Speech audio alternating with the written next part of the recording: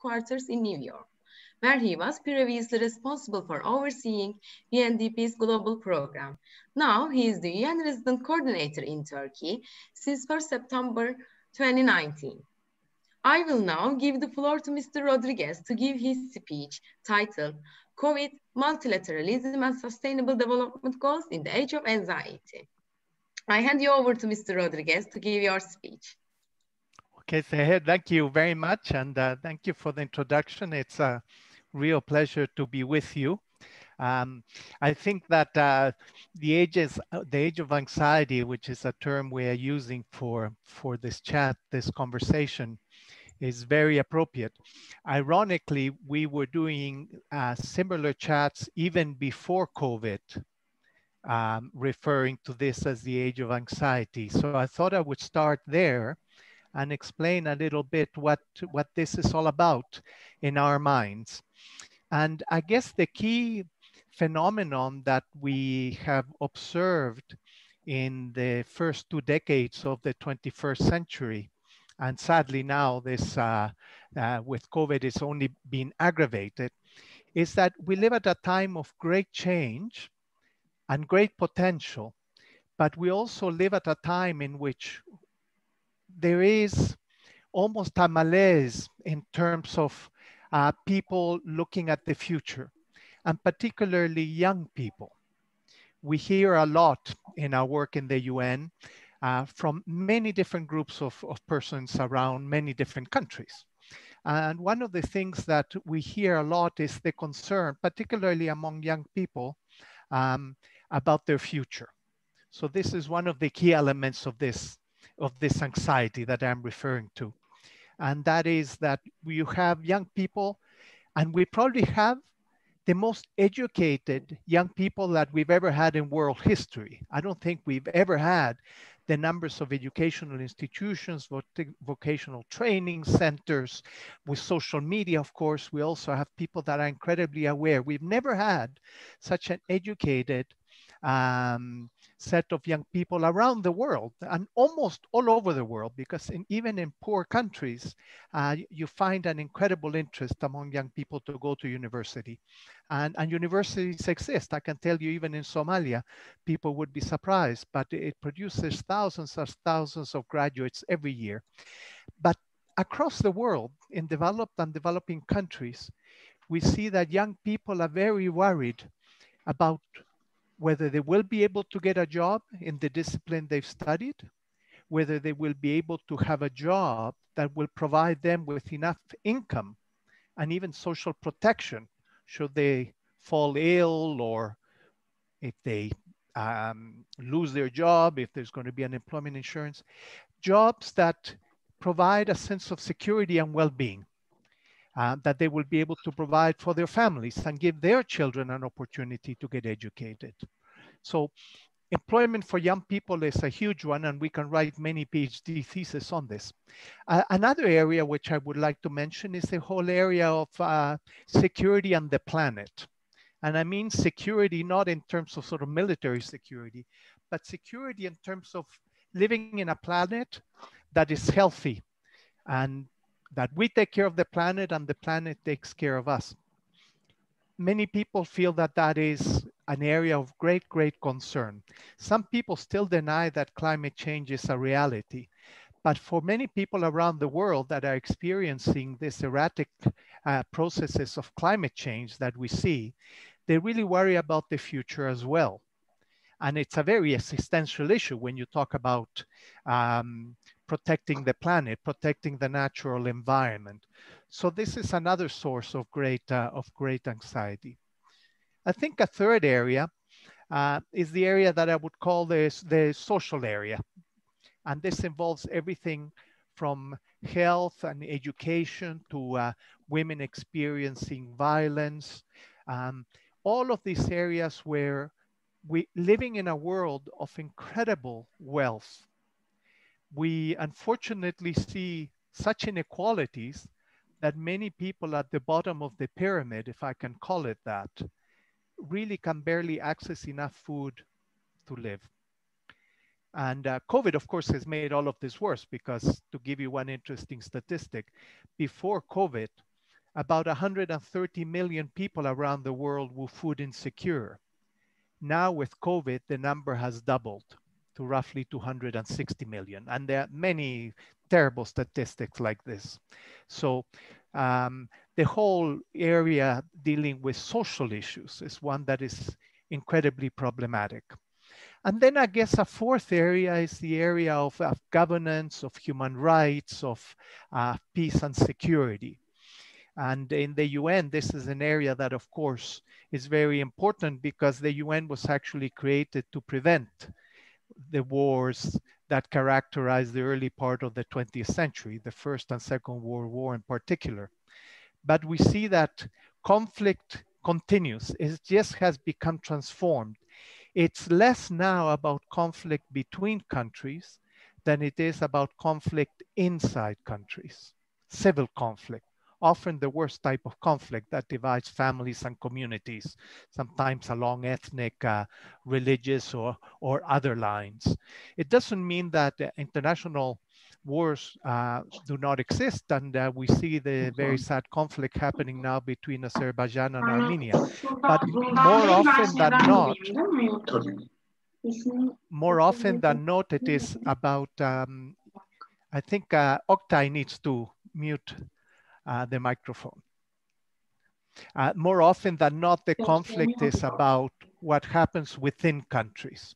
And the examples of my own work in Somalia and Pakistan highlight how terrible conflict can be within countries. So we live in this age of anxiety, and then COVID comes. And what do we see? Well, at least for us in the UN, one of the things that COVID has done is amplified and magnified those anxieties, amplified and magnified those inequalities, those tensions, those worries that people have, the challenges of employment, the challenges of prioritizing the environment, the challenges of prioritizing how to deal with inequality. A figure that I often relate to is one that I read once, that it seems the 10 richest people in the world have as much wealth as the bottom 50% of the population. And ironically, those rich people have gotten richer as a result of COVID. It's an interesting phenomenon. So COVID, in a sense, created a health worry in addition to all the other worries and anxieties we have. But it also brought to light so many of the other anxieties that we have. And each one of those anxieties, of course, is a public policy challenge for governments, for development partners, for communities. The anxiety is not just an existential anxiety, it requires remedial action. And people that work in international relations, of course, and that study international relations such as yourselves, are interested in the international perspectives related to that. And COVID is a quintessential international issue. You cannot close your borders to COVID. Countries have tried, it still finds its way through. But there are many other issues that are also international in nature, and that have to do with the multilateral system. And I guess I will talk a little bit about that now.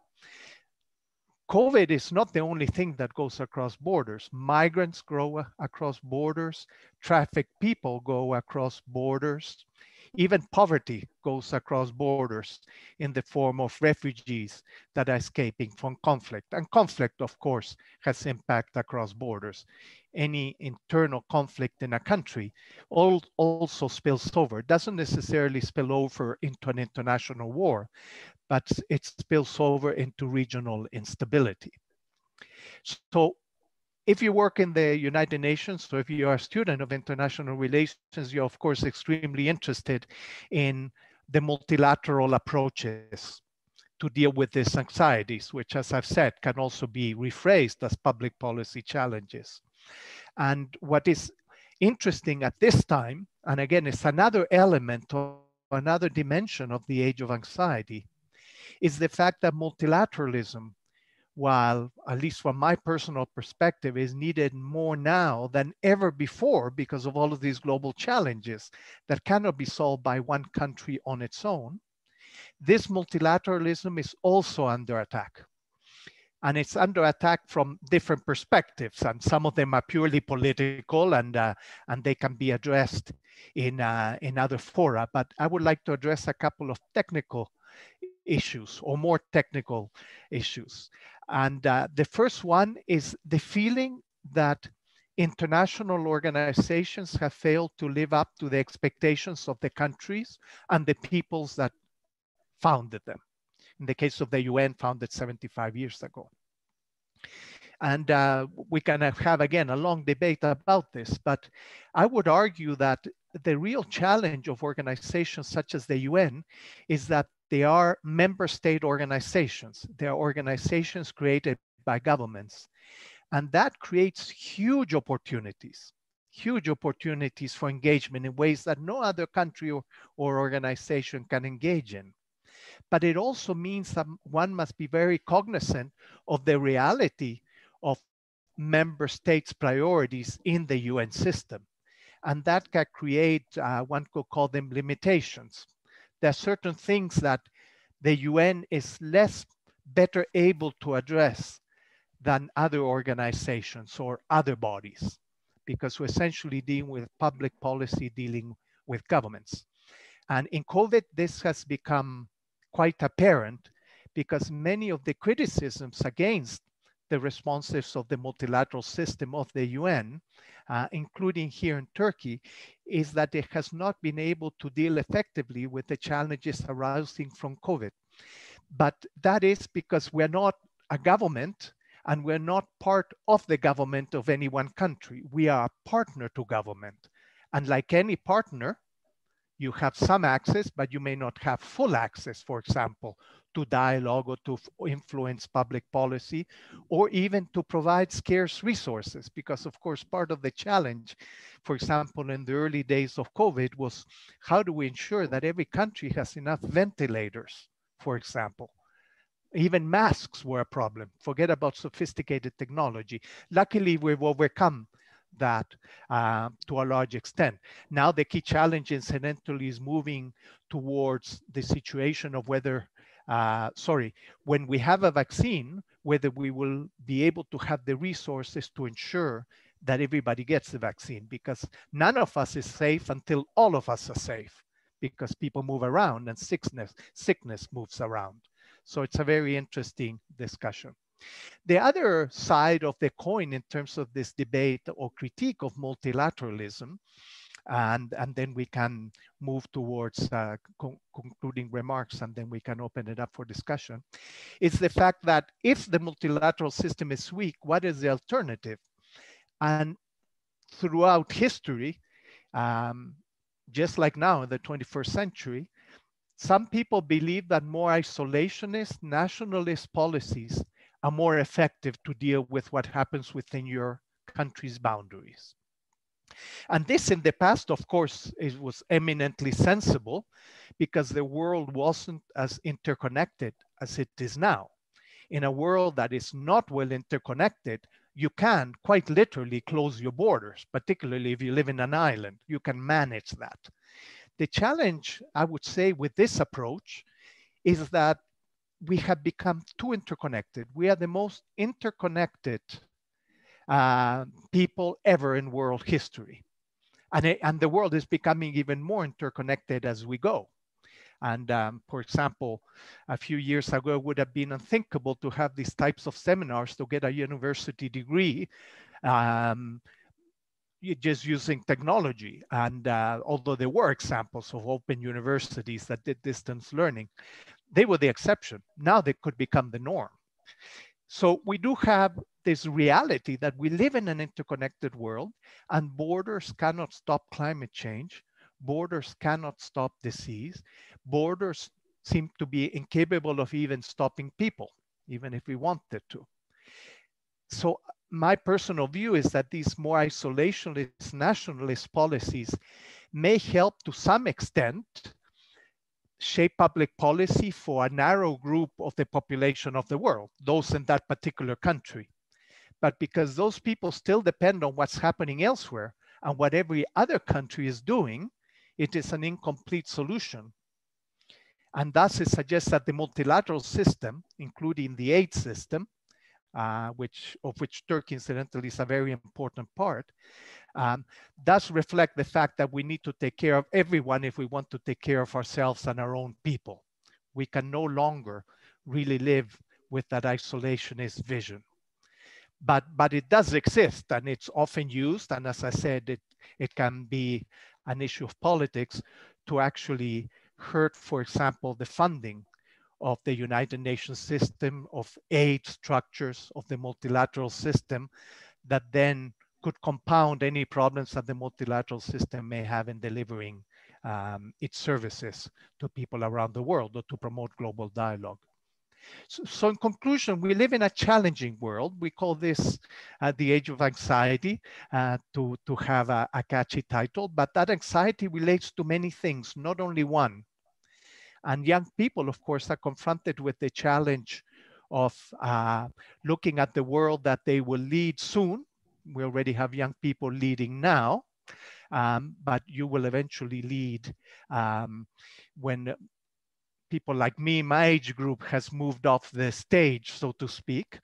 And you're inheriting a world that, as Greta Thunberg mentions, is much worse than what it was before. And she is particularly strong in her dialogue on this issue. But the reality is that whether you don't believe everything she says, or whether you don't appreciate the style sometimes, as one very important precedent referred to her, the reality is that she is not wrong in saying that we are handing over to young people a planet and a global economy and society riddled with many challenges. And we don't seem to have the right tools to be able to address these challenges. And that is the question that is before us now as we start this third decade of the 21st century. And that is where we hope that working with young people through dialogues such as these, that we will be able to come up with creative and innovative solutions, or part of solutions, to have a better world for all. But thank you very much for your attention. Thank you very much. We thank Alvaro Rodriguez for his nice speech. And this is really a great honor to host you. And now we can move on to the question and answer part. Do you have any questions? Dear participants, you can write your questions in the chat.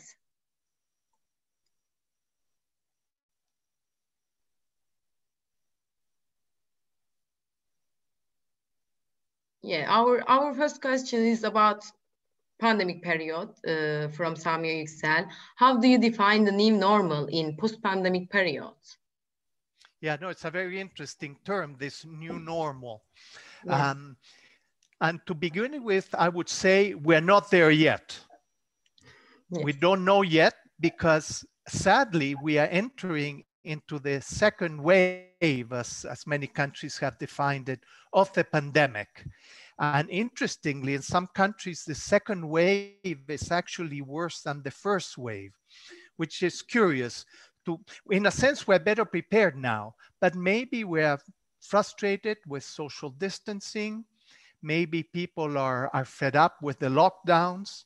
In other countries, sadly, the need to work and to feed your family overrides any desire that you have of locking yourself in, because in the end, you must feed yourself. So for whatever the reason, we are moving into a second wave that I think may challenge some of the things that we thought were becoming the new normal after the first wave, when we saw sort of a gradual decline. But now as we climb up again, I'm quite worried that we may enter into a more difficult phase in which economies have already been battered for half a year. And governments with fiscal resources are providing support to communities. And all of that is gradually eroding because resources are not infinite, just like people's patience is not infinite. But my feeling is that the new normal will be defined probably over the next few years, not over the next few months. But I think some of the characteristics that will accompany it is a much heavier reliance of digitalization. which has many benefits for sure, but it has costs as well. And I recall when the internet first started, and we started reading studies as to who was using the internet and what was the most common content that people were looking for. And we were all shocked that it was actually pornography. Not useful things, but that, irrespective of people's personal views on pornography. I don't want to go into that. But sometimes we may be surprised by what a tool generates. And I think digitalization will be an important feature of that, but it will have benefits and costs. I do believe that we will have a new approach, and I don't know what that approach will necessarily be, towards health and education. Education, because of all of the changes that we've had to do. Education is quintessentially a social activity that you do either in a classroom or in the park. And the challenge of COVID and possibly other pandemics that could happen is that we've realized how difficult that can be. And even if we can provide reassurances of safe space for children, parents, now being a parent myself, you know how worried you are when there's even a small threat to your children. Health, because I think we've realized the incredible costs of underinvesting in education, in health. Many countries have underinvested in health, and on all types. COVID has given, has shown light, has amplified many of the challenges in the healthcare system, including in one area that's been neglected for very long, and that is mental health. And I think we will have to have new approaches to that. And I think also in the world of work, and this is where I think young people worry. Digitalization will impact the world of work. It's not just artificial intelligence and robots and things that I think can increase productivity, but there could be even, as a very famous writer has written, the fact that the worker may become irrelevant. It's not that work or workers will be paid less money because machines can do the work. It's that they could literally become irrelevant. I don't think we are near that, but if you look 100 years down the road, it is an interesting possibility. So these are some of the elements of the new normal. I think it's certainly less good than the normal we have now. I don't think there are many areas in which a world that has had to retool itself to deal with a pandemic of such proportions will necessarily be better.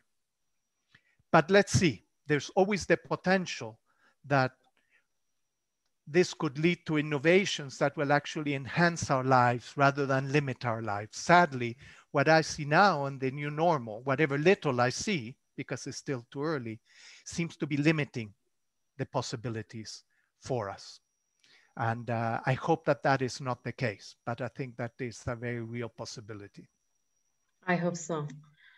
And the other question is, regarding ongoing violence conflicts, do you believe that the global ceasefire is required and possible if the pandemic gets worse and continues longer than expected?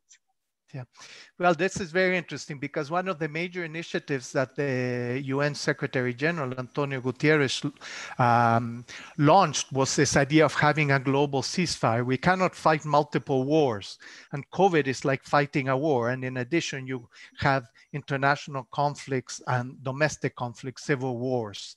And many warring parties have decided to move towards a ceasefire. Some have not. And in other cases, in neighboring countries, for example, to Turkey, you have new conflicts that have flared up. They've been latent, they've been there, but things triggered it, and then they became hot conflicts from being cold conflicts, if I can use that term. Hot war from Cold War. I'm not entirely sure what the impact of COVID will be on conflict and on global conflicts such as these. My feeling is that should the situation in countries, particularly least developed countries, not Turkey, but least developed countries, very poor countries, where you have absolutely massive unemployment, disruptions in the supply chain for food and medicines. My feeling is that if those things start happening, you will see more internal conflict. I do not see a reason why there should be any more international conflict, but I do see that fragile states will become more fragile as a result of the pandemic if this drags on. It is already crippling many societies. So can you imagine another 6 months, another 12 months, another 18 months? This is why research towards getting a vaccine and making sure that everybody can be vaccinated is so essential. Yes, thank you. And the other question is, the organization is very important for this process. So how do you assess the performance of World Trade Organization during this pandemic? I cannot comment so much on the World Trade Organization. It's of course linked to the UN, but it's a separate body. But indeed, one of the things we've learned is that over the last few decades, we've gone through a massive process of globalization in many areas. So, and trade is one of them. What has been interesting with COVID is that there's been, or there has started to be, again, it's not conclusive, a reassessment of global supply chains, where you may depend on products that come from many parts of the world. In some cases, highly dependent on Chinese products. And you realize that because of a health pandemic in that country, your supply chain is distorted many thousands of miles away, where you may be using those inputs for producing products for yourself or for re-exporting them to other countries. So it impacts trade that way. My feeling is that there will be a new conceptualization of how to ensure that one can rely more on more secure supply chains. And in some countries, people have already been looking at the fact that we need to bring back factories to our own countries, even though it may be more expensive, because we can have a higher degree of control over, for example, health standards, but it can also be environmental standards or other standards. I think these are some of the things that the World Trade Organization is looking at and will continue to look at. Again, the longer the pandemic, the more challenging the issues become in terms of supply chains for all types of goods. Yes, thank you. And the other question is, before COVID-19, the advocates of globalization argued that the nation states has lost their importance. What has changed with COVID-19? Well, it's interesting. It depends on the perspective you bring to the debate. My feeling is that nation states are the building blocks of the multilateral system. And in a sense, weak member states contribute to a weaker multilateral system. For example, if there's civil conflict, there's a tension that is absorbed by that conflict, while stronger member states provide a stronger platform for those multilateral organizations to pursue new objectives. So, for example, you first deal with peace and security in a particular country, you deal with humanitarian activities, but what eventually you're hoping to do is enhance their development so that they can become a middle income country or a high income country over time. And countries have gone through this trajectory. For example, Rwanda, that, as you may know, experienced a genocide in 1994, has done extremely well since then. And it's really quite a remarkable developmental story. So member states are always essential. I think what maybe the question is really addressing is that the balance of power, if I can use that international relations term, has been rejigged. There was this general view that international organizations, not just the multilateral system of the UN, in a sense were acquiring more authority and more influence, even though not all countries have agreed with this. We know this in many areas, from gender to climate change to peace and security issues. I think we've seen a reaction among some countries to become more nationalistic and more isolationist as a result of COVID. Close your borders, protect your citizens, which is the goal of protecting your citizens is of course right. Is closing your borders the best way of doing it? Is the real question. So my feeling is that countries are now reassessing how best to do this. And not only in the short run during COVID, but in terms of the socioeconomic recovery from COVID, which some countries have started to do, and then they confront the second wave, and we may even have a third wave. We don't know. I read somewhere that the influenza pandemic after World War I had 4 or 5 waves. So it is a challenge, and I think we will see a shift in the balance between the national boundaries and nation states and the multilateral system. And I do believe, though, that in the end, because some of these multilateral challenges, such as health and climate change, require multilateral solutions, global problems requiring global solutions, my feeling is that we will return to the need to have more robust international institutions and a multilateral system, albeit one in which I think the balance of forces changes. Because one of the things that Turkey has advocated, and many countries have, that is very, very interesting, is that at least in the UN Security Council, not in other parts of the UN, but in the UN Security Council, we have this imbalance of power in terms of the 5 permanent members who are the victorious powers of World War II. But the world has changed a lot in 75 years. But that does not apply to other parts of the UN system. But nonetheless, it applies to a very important part of the security system that often is a topic of study or frustration among international relations students. And we talk about the health services. It's very important for this term. And there's a question about Syrian refugees. There are a lot of Syrian refugees in Turkey. Do you believe that the refugees get sufficient health services in Turkey or in any of European countries in this pandemic crisis? Well, I believe on this, we do have a positive and good answer to this. I think precisely because refugees in your own community, whether they're in Europe or in Turkey, like in the case of the Syrian refugees specifically, they are being provided with these services, the same advocacy and all of that. And that is for a very simple reason, is that, of course, as the SG says, and I've quoted a couple of times, none of us is safe until we're all safe, that we cannot isolate ourselves from other communities. And sometimes people do like to blame refugees for bringing a disease in or what have you. It has happened historically. But in the case of the Syrian refugees that have been here for many years, they receive the services. And we know that the Turkish government, and we know European countries, are very cognizant that members across the entire community, citizens and not citizens, need to receive the support if we're going to contain the pandemic. I cannot comment about other countries, but certainly in Europe and Turkey, I feel very comfortable to say that I believe that they are getting very good support. Thank you.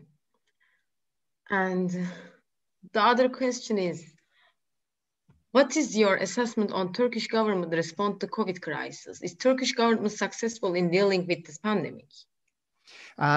Let me answer first with a disclaimer. I cannot comment too much on any technical aspects related to health management. That is not my area of expertise.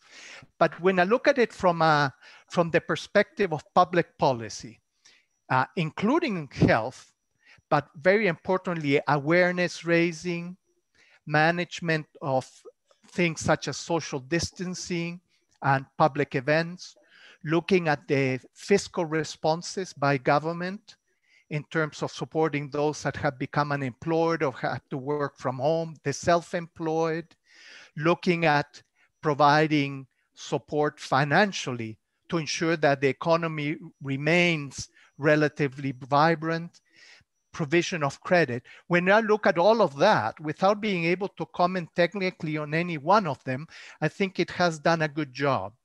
I think that there has been a concern expressed by some people that the situation seemed to be very good over the summer. Now we've moved into a second wave. Something has been done wrong. But as we discussed before, at least with the influenza example, is that pandemics go through waves for all sorts of reasons, including personal behavior. So it is not surprising. I think that the fine-tuning in the economy is an area that, of course, becomes very, very challenging because you're not operating in a vacuum. Other countries also facing problems. So it's not like you must sustain your exports. Well, it's hard if other countries are going into recession because of COVID. So I would say generally they've done a good job, but I think the real verdict will be in 2 or 3 years when we look back. And of course, we are also very pleased that the Turkish authorities have engaged with the UN to see what they could have done differently, what they could have done better, and those things that have been done very well, how can that be used to assist other countries that, of course, have not done as well. And interestingly, that does not relate to level of development. As you read the information from richer countries in Europe, some of them are really having very great difficulties during the second wave. Yes. And I think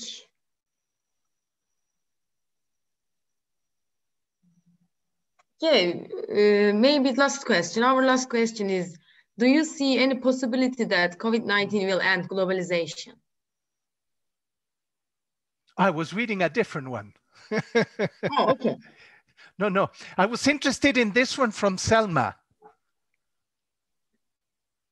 Yes, during your speech, you mentioned importance of the young. What kind of a transformation need for the UN to increase the involvement of the young in decision-making mechanism? Yeah, I wanted to look at that one because people often ask me that, so it's a good opportunity to talk about that. Now, young people often get frustrated because they feel that the UN maybe is not listening to them or listens only to their governments. And we are very aware of this. We are an intergovernmental organization, but what we are doing, we were doing it already before COVID, but again, like many things, it's been amplified since COVID started, is to listen to the voices of young people and to promote young people's leadership skills. And we even have, for the first time ever, a youth advocate in the United Nations that travels and is very engaged in Twitter, for example, and promotes the young people's voices on topical issues. And of course, COVID has been a hugely important one. So I think you are seeing a gradual transformation of a UN that is much better able to listen to young people. And I think that that is a very important thing. And I think it's one of the good things that's coming out of COVID. We were talking about the new normal. I think one good thing in the new normal, which I hadn't mentioned before, is a great understanding that we need to listen to many diverse voices because everybody is impacted somewhat differently by COVID. Not necessarily the health part, but the social part.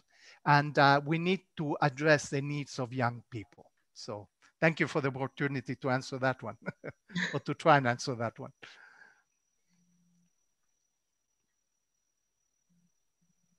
I think we can answer one question more, and this is the last one. Is international cooperation satisfactory concerning the development of mechanisms for the COVID-19? If not, what should be done? Yes. Again, I'm not expert in this area, but what we read and what we're briefed on by the World Health Organization is that, in fact, this is proceeding reasonably well. Let me say what reasonably means. Reasonably is that some of the trials have failed. So one could get worried about that. But when you are developing new vaccines and new medications, they don't all work. So we need to be aware of that. It is proceeding at record speed. And very often you must go through several sets of trials over time. That timeline is being compressed. So given these very unique challenges of COVID, it is proceeding well. Turkey is a member of this international consortia that are working on developing a vaccine. So I think the development of the vaccine may seem slow, but by comparative standards, it's actually quite fast, given the magnitude of the problem. For me, the real issue is not the development of the vaccine, although that is a very real issue. The real challenge will be to ensure that 7 or 8 billion people get the vaccine. And that is a huge challenge. This means going to isolated islands in the South Pacific, mountain areas in Afghanistan, huge populations, ensuring what is often called the cold chain, that you must maintain the vaccines at a certain temperature. So you can imagine the technical and logistical challenges to ensure that over a reasonably short period of time, everybody gets the vaccine. And at the same time, we do have a challenge, which I know less about, but is very interesting, is that there appear to be new strains of COVID-19. We often hear about this, mutations, which is not an uncommon thing, of course. And the vaccine needs to keep up with those mutations, presumably over the years. It's not that everybody will be vaccinated and suddenly the world community will be immune from this. And when I look at examples of the UN's work on polio, where the world community has been actually quite successful in eradicating polio, which is a terrible disease that, that creates severe difficulties in children and can ruin your entire life through muscular deterioration. It's taken decades to do this. Now I think COVID is receiving more attention than I think polio did. But these campaigns can take a long time. So developing the vaccine, one thing, making sure everybody is vaccinated is essential. And by the way, I haven't mentioned the issue of cost. Vaccinating 7 billion people is not an easy thing when it comes to cost. So again, that is an important area where I believe multilateral efforts will be needed. But I am certainly hopeful that we will get to that stage. Yes. Okay, thank you for the questions. Our time is over, and thank you. And on behalf of the International Relations Club, RLUSAM, and the head of International Relations, we are grateful to Mr. Rodriguez for accepting our invitation, and to the UN office in Turkey, especially Mrs. Tuğba Coşkun and Mr. Ahmet Parla for their help and contribution to this conference. I would like to thank who participated in our conference and audience on behalf of the UN Day with their questions. And that brings us to the end of our conference. Thank you for listening. And Álvaro Rodriguez, thank you. No, thank you very much for the opportunity. It is great hour to host you. I'm glad. Please be safe and best of luck with your studies. You too.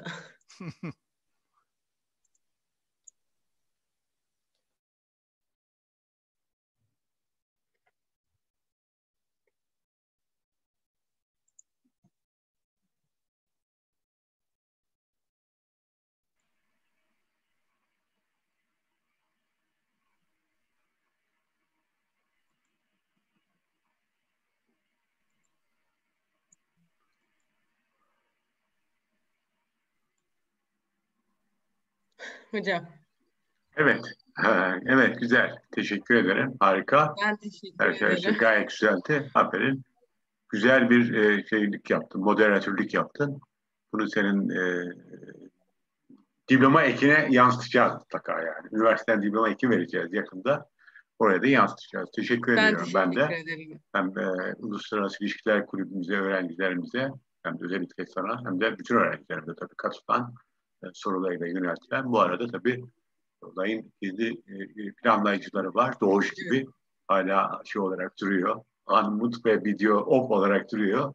Dolayısıyla ben özellikle Doğuş'a da tabii ki teşekkür etmek istiyorum. Selma Hocam'a aynı şekilde. Onlar hepsi perde arkasında duruyorlar ama hepsine teşekkür ediyorum. Evet, biz bunlara devam edeceğiz arkadaşlarım.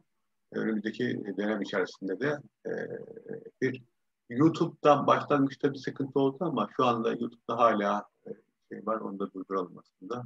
Yavaş yavaş YouTube'da durduralım. Evet.